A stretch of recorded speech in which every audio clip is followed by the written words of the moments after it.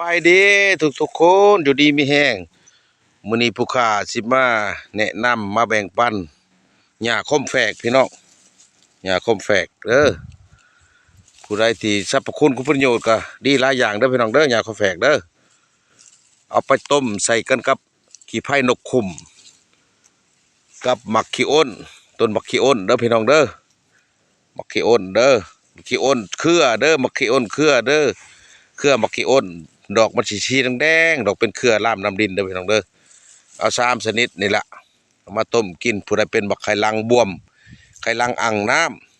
ำหรือว่าเหี่ยวคัดเหี่ยวข้างหรือว่าเหี่ยวเหลืองเหี่ยวแดง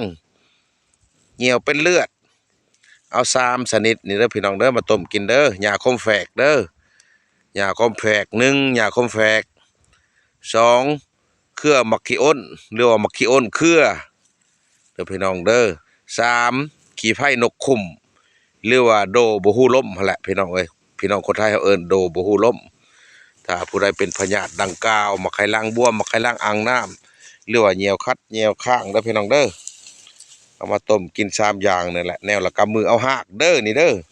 เอาหากดังยาคมแฝกนี่เด้อเอาหากเด้อขี้อ้นเครือก็เอาหากเด้อขี้อ้นเครือก็ได้เด้อโดบ่ฮู้ล้มหรือว่าขี้ไผ่นกขุ่มนั่นเอาทั้งต้นทั้งหากแหละมาต้มกินเด้อพี่น้องเด้อถ้าผู้ใดเป็นพยาธิดังกล่าวผู้ข้าบาทวรมาแนะนำมาแบ่งปันให้ฮู้นำกันเด้อพี่น้องเด้อหญ้าคมแฝกเด้อผู้ใดเป็นพยาธิดังกล่าวก็เอาไปกินเด้อพี่น้องเด้อกินแล้วก็อย่าเจ็บอย่าจนร่ำรวยกันอยู่ดีมีแห้งเด้อพี่น้องเด้อสาธุ